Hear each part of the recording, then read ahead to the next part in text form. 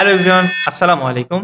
আপনি প্রতিদিনই Upwork এ proposal পাঠাচ্ছেন, বাট আপনি কোনো ইন্টারভিউ পাচ্ছেন না এবং মোস্ট অফ দ্যা টাইম আপনার প্রপোজাল ভিউ হচ্ছে না। সো ঠিক কি কারণে আপনার প্রপোজাল রিজেক্ট হচ্ছে, আজকে সেই কারণগুলো আমরা দেখব। সো চলুন শুরু করা যাক। সো ১ম নাম্বার কারণ হলো সব পারি মন মানসিকতা বা টার্গেট টু ম্যানি স্কিল। মনে করেন আপনি গ্রাফিক্স ডিজাইন স্কিল নিয়ে কাজ করেন। এবং একই সাথে আপনার ভিডিও এডিটিং স্কিল, আপনার ওয়েব ডিজাইন স্কিলও রয়েছে। সো এই সবকিছুই আপনি আপনার Upwork টাইটেলে এবং আপনার Upwork প্রোফাইলের ওভারভিউ তে এড করে রাখছেন। তো যখন আপনি কোন একটা গ্রাফিক্স ডিজাইন প্রজেক্টে এপ্লাই করলেন, তখন ক্লায়েন্ট যখন আপনার প্রোফাইল দেখবেন, তখন কিন্তু ক্লায়েন্ট কনফিউজ হয়ে যাবে যে আপনি আসলে কোন বিষয়ে স্পেশালিস্ট। ক্লায়েন্ট চায় এমন একজন পারসনকে হায়ার করতে যে শুধুমাত্র ওই স্পেসিফিক স্কিলের উপরেই স্পেশালিস্ট। সো এইটা একটা মেইন রিজন আপনার প্রপোজাল রিজেক্ট হওয়ার। নাম্বার ২ হচ্ছে অন্ধের মতো বিট করা, নট রিডিং জব ডেসক্রিপশন। আমাদের মধ্যে অনেকেই রয়েছেন যারা জব ওভারভিউ না পড়েই কপি পেস্ট করি এবং কভার লেটার সেন্ড করি। এবং অনেক সময় দেখা যায় যে ক্লায়েন্ট তার জব ওভারভিউতে এমন একটা সিক্রেট ওয়ার্ড রাখে, যেটা কিনা প্রত্যেকটা ফ্রিল্যান্সাররা যারা ওই প্রজেক্টে এপ্লাই করবেন তাদেরকে ১ম ২ লাইনে এড করতে বলেন। সুতরাং আপনি যদি ওই জব ওভারভিউ না পড়েন তাহলে তো আপনি ওই ওয়ার্ডটা ইউজ করতেছেন না। সো ১ম এই আপনি বাদ পড়ে যাচ্ছেন।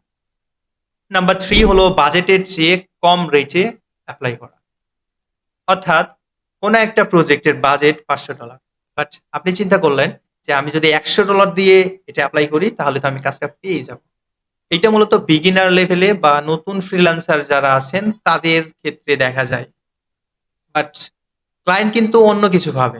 ক্লায়েন্ট ভাবে আপনার কোনো এক্সপেরিয়েন্স নাই অথবা আপনার যে সার্ভিস সেটা লো কোয়ালিটি। সুতরাং এটা এভয়েড করেন। ক্লায়েন্ট যখন $৫০০ বাজেট দিয়েই সে একটা প্রজেক্ট সাবমিট করেছে, সুতরাং আপনার উচিত ওই অ্যামাউন্ট দিয়েই এপ্লাই করা। নাম্বার ৪ হচ্ছে পোর্টফোলিও এড না করা বা কাজের নমুনা না দেওয়া। অর্থাৎ ক্লায়েন্ট যখন কোনো একটা প্রজেক্ট সাবমিট করছেন Upwork এ, সুতরাং আপনার উচিত ওই রিলেভেন্ট কোনো একটা প্রজেক্ট আপনি প্রিভিয়াসলি করেছেন, সেটা আপনার পার্সোনাল হইতে পারে অথবা কোনো ক্লায়েন্টের হইতে পারে। রিলেভেন্ট কোনো পোর্টফোলিও আপনি এড করেন। তাহলে আপনার কভার লেটার অনেক বেশি শক্তিশালী হবে এবং আপনার কাজ পাওয়ার সম্ভাবনা অনেক বেড়ে যাবে। নাম্বার ৫ হচ্ছে ইটস আ মোস্ট ইম্পোর্টেন্ট যে আপনার প্রপোজাল ক্লায়েন্ট ক্লিক করবে কি করবে না। ক্লায়েন্ট যখন প্রপোজাল গুলো ভিউ করে তখন আপ টু ডাউন পর্যন্ত দেখে, অর্থাৎ একটা কলাম বরাবর লিস্ট হয়ে থাকে ক্লায়েন্টের ফ্রিল্যান্সারদের প্রোফাইল গুলা। সে কিন্তু প্রপোজালের বা কভার লেটারের মাত্র ২ লাইন দেখতে পায়। তো আপনি যদি কভার লেটারের ১ম ২ লাইনে এমন কোনো হুক বা এমন কোনো অ্যাটেনশন গ্র্যাব সেন্টেন্স ইউজ করতে পারেন যাতে ক্লায়েন্ট বাধ্য হবে যে আপনার কভার লেটারে ক্লিক করতে, তাহলে সেটা বেস্ট হয় এবং ক্লায়েন্ট যখন ক্লিক করবেন এবং ক্লিক করার পরেই আপনার বাকি অংশগুলো কিন্তু দেখতে পাবে। অর্থাৎ আপনার পোর্টফোলিও, আপনার প্রোফাইল, হ্যাঁ? এভরিথিং দেখতে পাবে আফটার ক্লিক করার পরে। সো এইটা অনেক বেশি গুরুত্বপূর্ণ বাকিগুলার থেকে।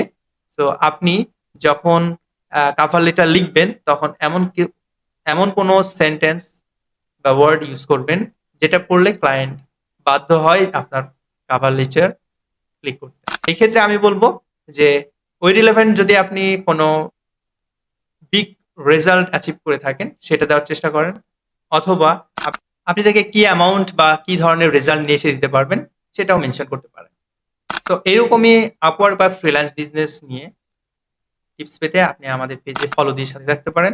অথবা আপনার যদি কোনো প্রশ্ন থাকে তাহলে আমাদের গ্রুপে জয়েন হতে পারেন। গ্রুপের লিংক কমেন্ট বক্সে দেওয়া আছে। এছাড়াও বিস্তারিত টিউটোরিয়ালের জন্য আপনি আমাদের ইউটিউব চ্যানেলের সাথে থাকতে পারেন। তো দেখা হচ্ছে নেক্সট ভিডিওতে। আল্লাহ হাফেজ।